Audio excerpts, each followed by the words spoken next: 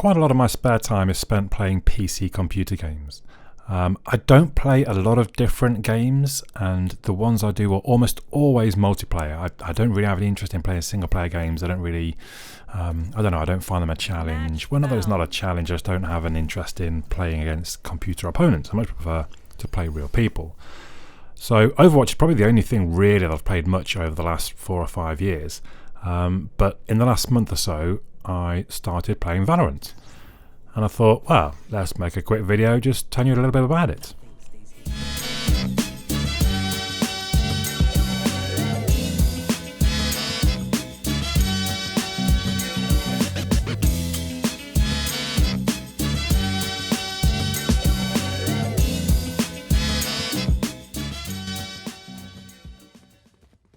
So what's the big deal with Valorant? Well, it's a free-to-play first-person shooter from Riot, who are best known for League of Legends, which is not a game that I've played, although it is a sort of online multiplayer. It has like 100 million active users apparently, so it's pretty huge. So they've got a reasonable pedigree, Riot. The focus is on smooth online gameplay. They've stated, I believe, that they're looking for 30 frames per second, even on the sort of lowest spec PC. And for 70% of their users to have a ping below 35. They're doing this by, well, they're promised servers in or near most major cities in the world, as well as working with internet service providers to set up dedicated connections to those servers, apparently. Apparently they're struggling a little bit during the COVID-19 outbreak that we're in right now, because of, obviously there's a lot more traffic online, which I guess just makes it harder for them to be able to guarantee that kind of speed. There's also a bit of a controversy with their anti-cheat software, and I'm going to read directly from Wikipedia here. The game has been criticised for its anti-cheat software, Vanguard, as it was revealed to run on a kernel driver which allows access to the computer system. OS News expressed concern that Riot Games and its owner, Chinese technology conglomerate Tencent, could spy on players, and that the kernel driver could be potentially exploited by third parties. However, Riot Games stated that the driver does not send any information back to them, and launched a bug bounty program to offer rewards for reports that demonstrate vulnerabilities within the software. It is quite a big thing. You know, one of my friends basically refuses to install the game because of this. But at the same time, I don't know, maybe I'm a bit naive. I don't worry too much about that kind of thing. I kind of feel that if it was doing anything nefarious, somebody at this point would have realised and found out, and that would also be big news. Well, it'd be massive news, to be fair. So yeah, I'll leave that one with you to decide as you wish. The gameplay, I guess, is a little limited in some ways. There's only really 2 types of game: the standard game and Spike Rush. Spike Rush is a sort of short format, first to 4. I don't think you have to worry about money, and it's just kind of a shootout. But I'm going to focus on the sort of the standard game, which is 2 teams of 5. You're either attacking bomb sites or defending the bomb sites, very much like Counter-Strike. You play 12 rounds of that, then you swap. So if you're attacking, you play 12 rounds and then swap to defending. And it's basically first to 13. It's 2 teams of 5, and each of you at the very beginning gets to choose a character that you're going to play. There's 11 characters in all, but you have to unlock the majority of them as you play through the game. I think you start with maybe 5 options, and I feel like I was given one very early on to choose, which before I really even knew what I was doing and what it meant. And then I've been working towards XP to unlock other characters, but I've been playing for like 40 hours and I've only unlocked one, so it's quite hard to unlock the characters. Each of them have different skills and abilities. You can see along the bottom, on the left is armor and health, on the right is your ammo, but then in the middle are all the different skills. You can buy the 2 that are on the C and the Q.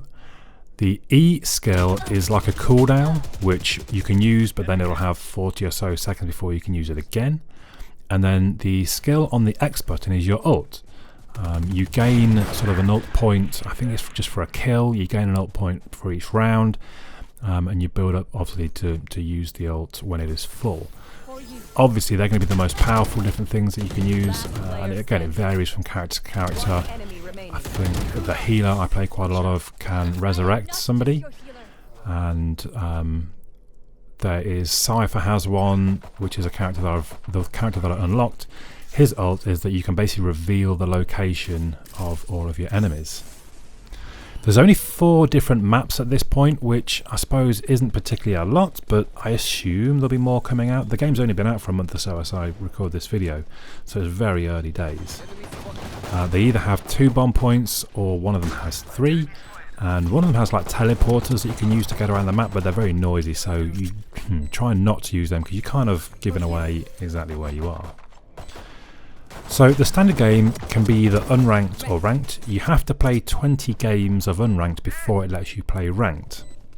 Then when you play in ranked, you have to play 5 of those before it actually gives you your rank. The ranks in Valorant, they start off down at Iron, and they go Iron, Bronze, Silver, Gold, Platinum, Diamond, Immortal, and Valorant. And as with most sort of competitive based games, you'll see that most characters will be in the gold area. I'm unfortunately hovering around silver 2 again as I record this, but I climbed out of bronze 2, so I'm quite pleased that I have at least got better. If we talk about the game itself, each sort of round or the match, it's kind of like CS but with modern additions. I guess I would say it's 2/3 Counter-Strike, 1/3 Overwatch. Probably the best comparison I can make. So you can do things like you can ping things and ping areas, look at something and press Z and it will tell people here, or look at the spike and it will tell people the spike is here and things like that, which is quite useful.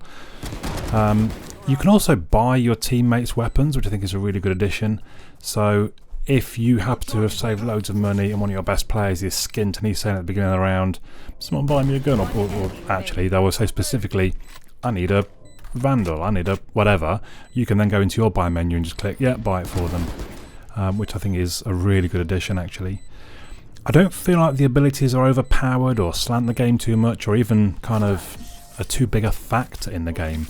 They're just like a nice addition. There's some rounds I go without really using any of them, and it does feel more like it is just about shooting the opposition or planting the spike or whatever you have. He's just mad. It does generally feel a very smooth and responsive game. I do have quite a high-end PC, but it just feels quite responsive to what I do. It's not often that I'm thinking, well, how on earth did I miss that person? Because I'm sure my crosshair was on it. Normally I'm just a bad aim, and that's why I've missed them. I would say it's worth getting to know all the different weapons because they all have different strengths and weaknesses, very much like Counter-Strike. And for example, I realised that actually I'm probably best with the Spectre, which is one of the cheaper guns. It's only 1,600, but there's not much recoil. So if you're close up, I can literally just point to somebody and hold the trigger down, and it's going to put a load of bullets into him in a hurry. And my kill-death ratio rose quite a lot when I switched to that. So do experiment with the different guns. They've all got very different characteristics, and find the one that works for you. Each round is 100 seconds, or until everyone's dead on one team, or until somebody's blown up, or if the the spike has been defused. I don't feel like I sit watching as much as I would sometimes in Counter-Strike. The rounds seem a bit more fluid, a bit quicker. Also, the matchmaking generally seems very good. As a kind of high bronze to sort of mid silver, I seem to get matched with irons through to golds. And they generally, even on games where we're getting battered, I'm normally doing okay. Kind of, I don't know, worst case 8 kills, 15 deaths, best case 20 kills, 8 deaths, somewhere around there. So it seems quite balanced.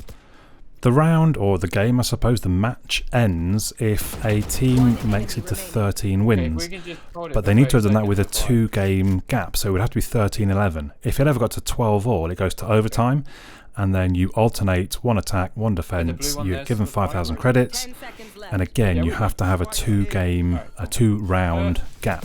So 14-12 wins, 14-13 does not, 15-13 wins, 15-14 does not. So if you're just trading win, loss, win, loss, win, loss, you're going to go on for a long time. Although it does, every couple of rounds, it says, do you want to just call it a draw? And everyone gets to vote.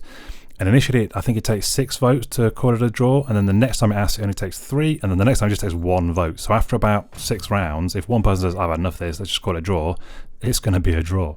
But that works quite well.